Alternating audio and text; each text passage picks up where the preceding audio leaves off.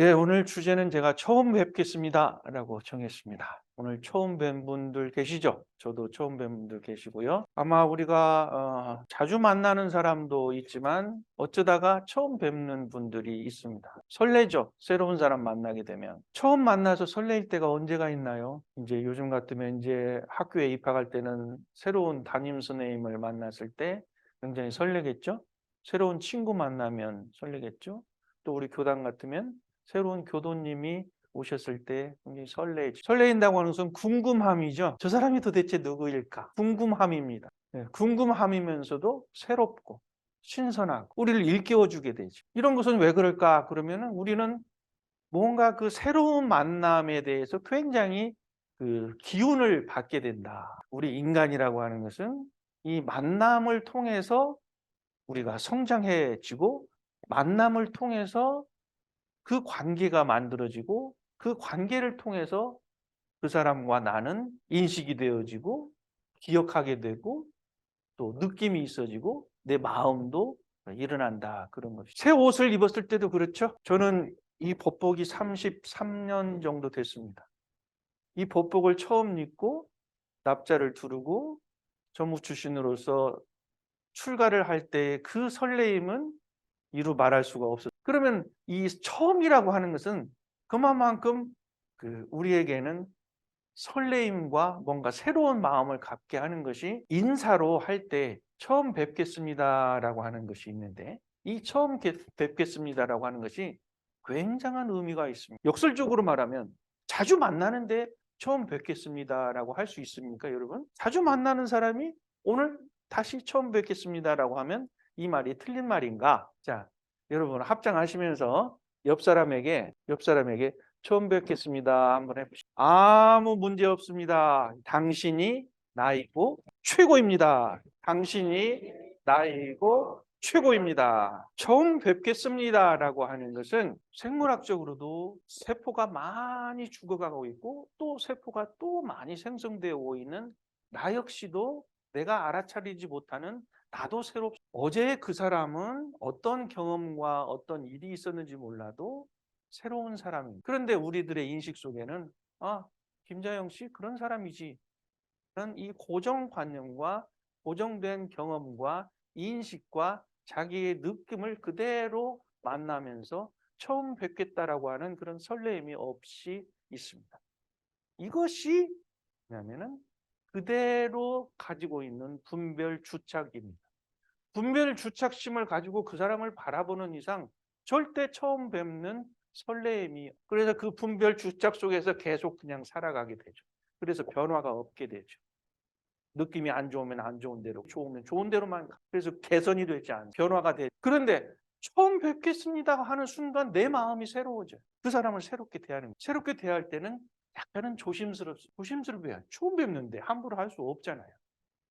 나를 함부로 할 수도 없고 상대방을 함부로 할 수 없기 때문에 처음 뵙는 분에게는 공경의 마음, 존경의 마음, 주의하는 마음이, 또 기쁜 마음, 설레는 마음이, 그러면 사람한테도 이렇게 "처음 뵙겠습니다."라고 하는 말이 있는데 눈을 조금 더 돌려보면은 모든 사물이 다 변화하고 있기 때문에 다 새롭습니다. 지금 보이는 현상은 어제의 그 현상이 아니라 다 새로워지고 있는 변화 속에 있는 그 사물 현상이기 때문에 모든 사물도 새롭습니다. 저는 가끔 위에서 교수 왕래를 바라보면서 만수가 되었을 때, 완전히 썰물이 되었을 때 그 차이를, 하루 두 번씩 일어나는 밀물 썰물이지만 365일 그게 똑같을까요? 해가 지는데 해가 뜨는데 1분 1분 달라집니다. 해가 뜨는 위치도 달라지고 해가 지는 위치도 날마다 달라지고, 우주 만주가 똑같은 질서정연하게 움직이고 있는 것 같지만은 항상 조금씩 달라지고 있습니다. 그래서 어제를 우리가 입춘이라고 하는 이유는 음의 기운, 추운 기운이 어제 그저께별로 날짜로 딱 끊어지고 입춘인 어제야 시작으로 양기운이라고 하는 양의 기운, 따뜻한 기운이 들어서기 시작한다고 그래서 입춘입니다. 일양이 시작된다 그래서 일양이 입춘입니다. 이렇게 계절도 변하고 있잖아요. 물 흐름을 가만히 보세요. 흘러가는 물을 내가 그 자리에 앉아서 직시를 하고 바라보는 순간 조금 전에 보았던 바로 흘러가고 새로운 물이 내 눈앞에 오고 있습니다. 그런데 우리는 흘러가는 물은 그냥 항상 흘러가는 물이라고 하는 고정된 인식과 관념으로 바라보고 있습니다. 그래서 강물이 새롭지 않죠. 밀물썰물이 왔다 갔다 그래도 그 밀물썰물이 왔다 갔다 하는 그 감격을 가질 수가 없습니다. 그러니까 우리가 눈을 뜬다고 한다는 처음 뵙겠습니다라고 하는 것은 모든 것이 변화하는 그 일순간 일순간에 있기 때문에 처음 뵙는 그 마음으로 사람을 대하는 것이고 사물을 그렇게 대하는 것이 바로 진리의 눈을 잇는 사람의 모습입니다. 그래서 분별, 망상이라고 하는 것은 그대로 가지고 있는 것이 내 생각대로, 내 마음대로 해석해서 그 사람을 바라보는 것이 망상이죠. 그것을 놓자는 것이 우리 공부법 아닙니까? 그래서 우리가 인사를 할 때 처음 뵙겠습니다라고 하는 것은 당신의 새로운 모습, 또 나의 새로운 모습으로 정말 경건하게 만든다라고 하는 인사법입니다. 두 번째, 아무 문제 없습니다라고 하는 분별 망상 속에서 나는 무슨 문제가 있어. 당신은 이러이러한 문제가 있어 보여. 라고 하고 있죠. 항상 문제 있는 사람으로 봐요.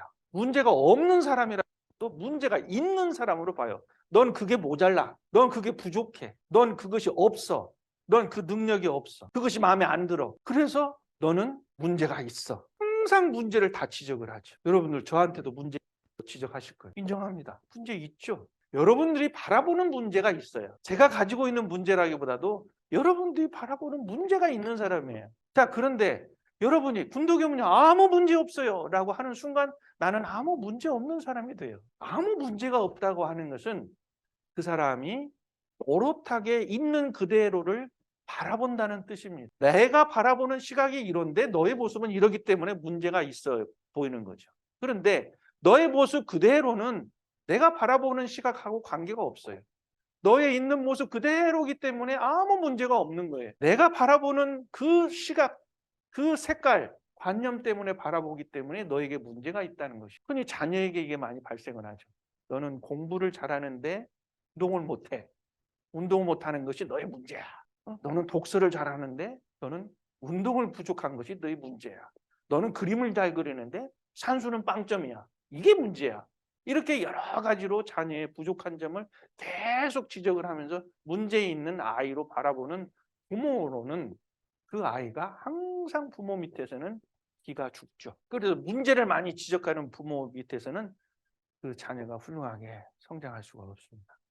그렇기 때문에 너는 내가 바라보는 문제가 있는 사람이 아니라 너는 그 있는 그대로가 아무 문제가 없는 사람이야 라고 하는 것이에요. 그거는 나의 분별망상을 다 놓아버리는 것이죠.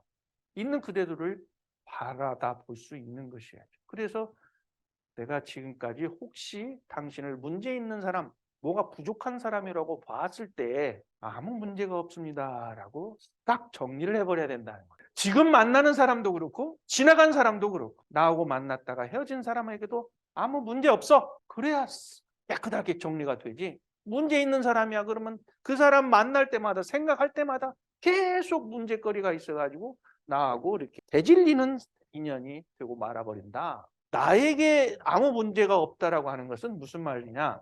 내가 나를 인정해 줘야 되겠죠. 여기에서 이제 퀴즈 나갑니다. 질문 나갑니다. 우리 자유님, 100점 만점에서 본인은 몇 점짜리라고 생각하세요? 80점. 자, 그러면 우리 친구가 바라볼 때는 자유님은 몇 점짜리? 만약에 친구가 그래 맞아 80점짜리야.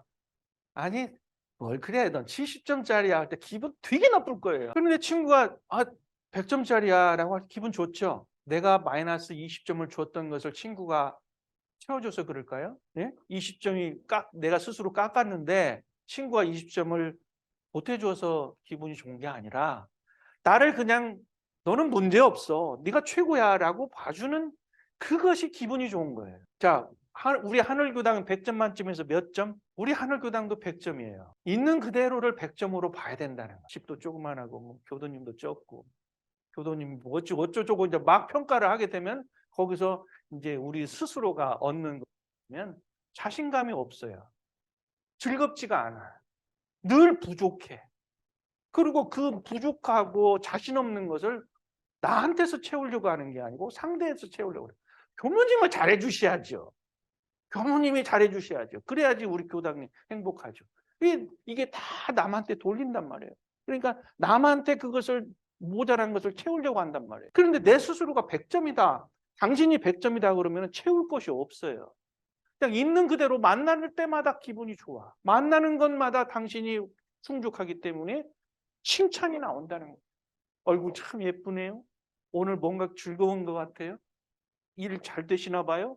그래야지 오랜만에 만난 사람이 좀 말랐다. 요즘 뭐 어려워? 뭐 이래버리면 기분 다 상하잖아요. 그래서 아무 문제가 없다고 봐야 되는 거예요. 사실로 아무 문제가 없어요. 왜 문제가 없냐면 문제가 있다고 보는 나에게 문제가 있는 거예요. 그것이 뭐냐? 분별이라는 거예요. 자, 어젯밤에 여러분들 꿈 꾸셨나요? 잠자는 동안에 우리 의식은 깨어 있습니다. 의식은 뇌 활동은 돌아가고 있어요. 그러니까 쉬지 않는다는 거죠. 쉴 때도 있고 쉬지 않을 때가 있어요. 그러면은 쉴 때는 내가 어디로 간 것인가는 모르지만 꿈을 꾼다고 있는 것은 내가 활동하고 있다는 것인데요. 눈을 뜨고 지금 우리 이 자리에 지금 법회를 보고 있어요. 그러면 어저께 밤에 꾸었던 나의 그 꿈의 현상이 그게 이제 느낌, 어떤 흔히 말하는 이제 어떤 그 인식, 마음이라는 게 있어요. 그러면 현재 우리는 여러분들이 제 말씀에 이제 이렇게 집중을 하고 계시는지 어쩐지 모르겠지만 이 생각 저 생각 나기도 하죠. 제 말씀을 듣는 가운데에도 이 생각 저 생각이 나잖아요. 그것도 꿈꾸는 것하고 마찬가지란 말이에요. 눈 떠 있는데 꿈꾸는 거란 말이에요. 밤에는 눈을 감고 꿈꾸는 나의 뇌의 작용 분별 망상이 있는데 지금은 눈을 뜨고도 이 무슨 인식이 있고 느낌이 있고 내 마음이 일어나고 작용이 있다 이 말이에요. 이것은 똑같다라는 거예요. 똑같아. 잠자는 때나 지금 눈을 뜨고 있는 때나 나의 어떤 그 마음이나 인식이나 어떤 의지나 이런 것들이 똑같이 일어나고 있단 말이에요. 이게 뭐냐? 이걸 뭐라고 그러냐면은 그때 일어나는 현상이라고 그래요. 현상. 이렇게 말하는 순간 없어졌죠. 이 순간 여러분들은 꽝 하는 순간에 다른 거 싹 날아갔죠.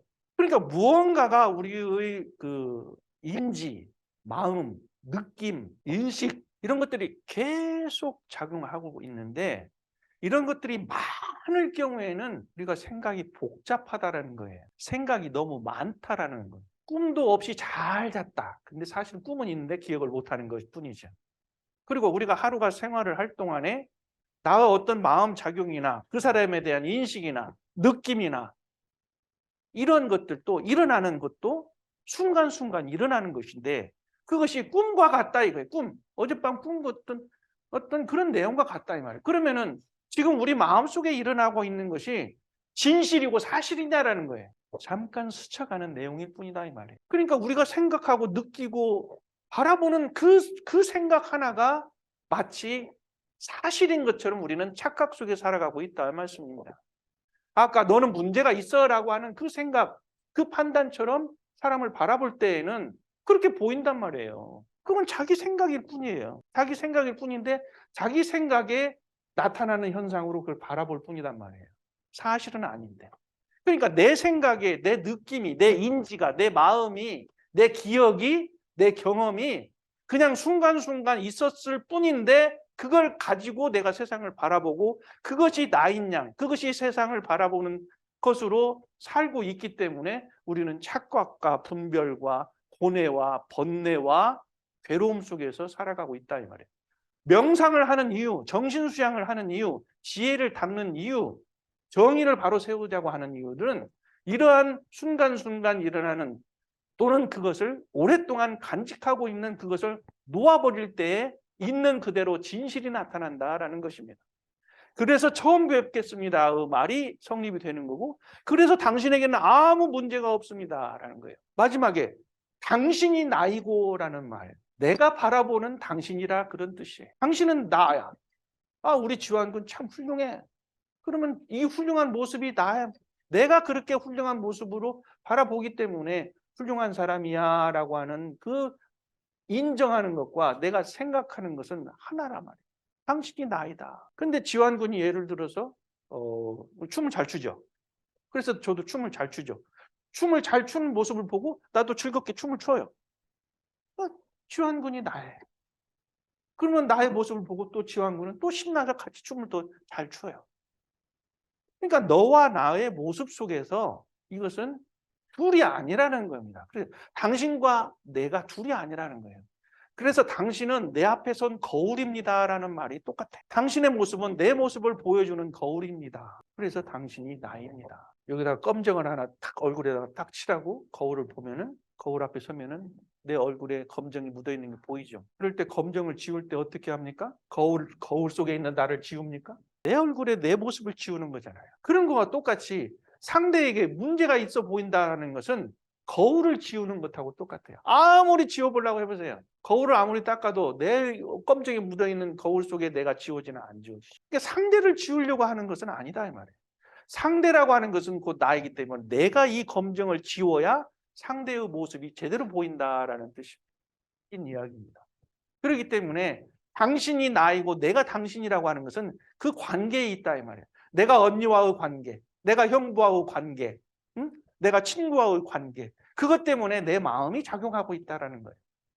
그러니까 이 관계 속에서 일어나는 나의 마음이라고 하는 것을 대종사님께서는 없어서는 살 수 없는 모든 우주 존재 전체의 그 내용을 사은으로 그냥 표현을 하신 거예요. 그래서 네 가지 은혜가 이렇게 거대하게 피할 수 없고 없어서는 안 될, 살 수 없는 이런 생존의 관계에 있기 때문에 이 은혜를 알고 보온하고 하는 데에 우리의 삶이 목적이 있다. 이런 뜻이거든요. 그걸 은혜로 관계를 보신 거예요. 당신이 없으면 내가 살 수 없다라고 하는 생존의 문제로 보셨기 때문에 나와 우주 전체의 그 관계로 내가 형성이 된다는 것을 그걸 이제 밝혀주신 것이 법신물 사은님이에요. 사은님. 이제 여기까지 말씀 마치겠습니다. 감사합니다.